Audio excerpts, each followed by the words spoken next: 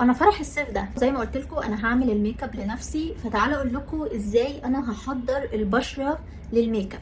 مهم جدا انك تحضري البشره للميك اب وتعملي الخطوات اللي انا هعملها عشان الميك اب يطلع سوفت كده ومفيهوش غلطه، ناعم كده. لو انتي اصلا جايبه ميك اب ارتست شاطره فهي هتعمل لك الخطوات اللي انا بعملها دي، او على الاقل هتستخدم منتجات بتعمل الخطوات دي. اول نصيحه بجد، ممنوع منعا باتا انك تستخدمي منتجات جديده. لازم المنتجات اللي انت هتستخدميها على بشرتك تكوني اوريدي مجرباها وعارفاها.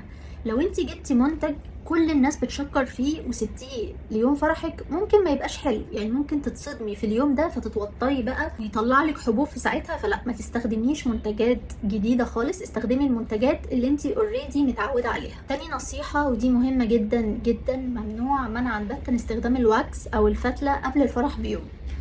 ماكسيمم 4 أو 5 ايام بالكتير قوي، وما تخافيش الشعر مش هيلحق يطلع. الشعر عبال ما يلحق يطلع بياخد له اسبوعين. طب ليه ممنوع استخدام الواكس او الفتله قبل الفرح؟ لان ببساطه البشره بتكون ملتهبه، والبشره الملتهبه مش بتثبت الميك اب. هتلاقي كده الفاونديشن بيطلع معاكي مش بيندمج على البشره، فدي مشكله كل ميك اب ارتست.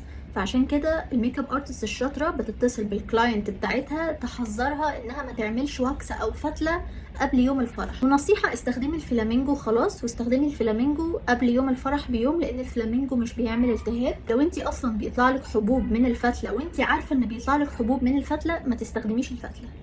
كده انا خلصت النصايح، ندخل في الخطوات بقى. اول خطوه، اغسلي وشك عادي جدا بالغسول اللي انت متعوده عليه واللي انت عارفه النتائج بتاعته، فانا بحذرك. تاني اهم خطوه وانك تعملي ديتوكس للبشره. ايه هو الديتوكس؟ الديتوكس ده اللي هو بيكون طمي. الطمي ده بينقي البشره من السموم، بيشيل الدهون الزايده اللي في المسام. هو الصراحه مناسب لجميع البشرات سواء دهنيه مختلطه جافه، لان هو من الاخر هينضف لك البشره. الديتوكس ده بزيت شجرة الشاي. زيت شجرة الشاي معروف ان هو مضاد للحبوب. بتستخدميه ازاي بقى؟ بتجيبي معلقة واحدة كده اهو، تحطيها في مية ورد لو انتي بشرتك دهنية، اما بقى لو انتي بشرتك جافة فحطيها مع معلقة زبادي احسن.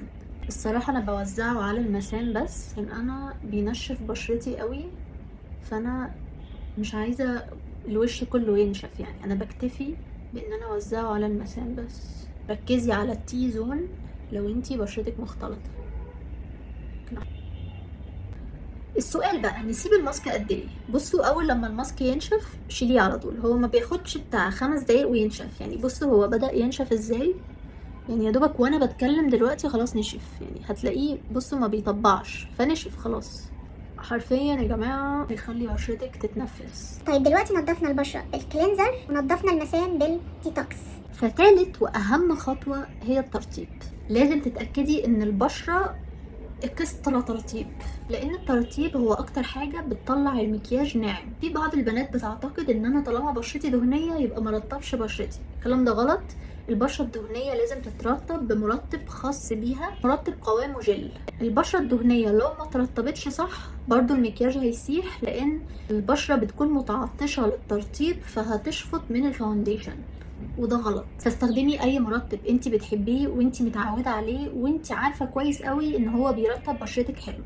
وزي ما قلت لك ما تستخدميش مرطبات جديده اول مره تستخدميها. انا مثلا متعوده على دول، انا بحب بتاع استي لودر ان هو بالكولاجين. انا بحب المرطبات اللي هي بتبقى بالكولاجين لان انا فوق ال 25، انا 26 سنه. وبحب برضو بتاع سانتا ايرز هو بالكولاجين، ومؤخرا بقيت بحب بتاع فريجرانس هو برضو بالكولاجين وزيت الورد وهو حلو جدا.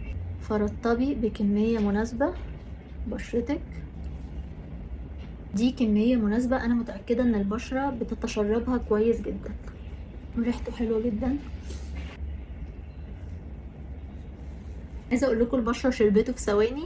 وممكن كمان تستخدمي نوع مرطب تاني فوق المرطب ده، يعني ممكن تستخدمي نوعين ورا بعض عادي، ده لو انتي بشرتك جافه قوي. واهم خطوه كمان انك زي ما بترطبي البشره ترطبي تحت عينك، لان تحت العين لو ما ترطبش كويس هتلاقي الكونسيلر دايما بيخطط مع علامات الضحك وكده. يعني انا مؤخرا بستخدم الباتش بتاعت فارم ستاي، هي حلوه جدا، بتكون مجموعه فيتامينات. اهم حاجه طبعا في يوم فرحك انك تكوني حاسبه عدد الساعات اللي بتعملي فيها السكين كير، وتكوني حاسبه برضو عدد ساعات الميك اب عشان ما تكونيش متسربعه ومستعجله.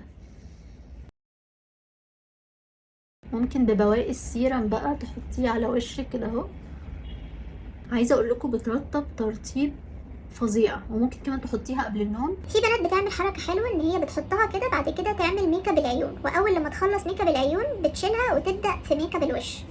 هي عموما تتحط تحت العين اي مده، يعني ما تقلش عن 5 دقايق وما تزيدش عن نص ساعه. بالنسبه لترطيب الشفايف بقى، انا بحب احط طبقه سميكه كده من لابيلو. كتري بقى، حطي طبقه سميكه كده وسيبيها في الاخر خالص. لما تخلصي الميك اب شيليها وحطي الليبستيك. بصوا هتلاقي الليبستيك مش بيخطط معاكي وشكله ناعم على الشفايف. وبس كده. الخطوات تبدو طويله بس هي مش طويله والله، هي بتاخد بس كده كام دقيقه بس كده.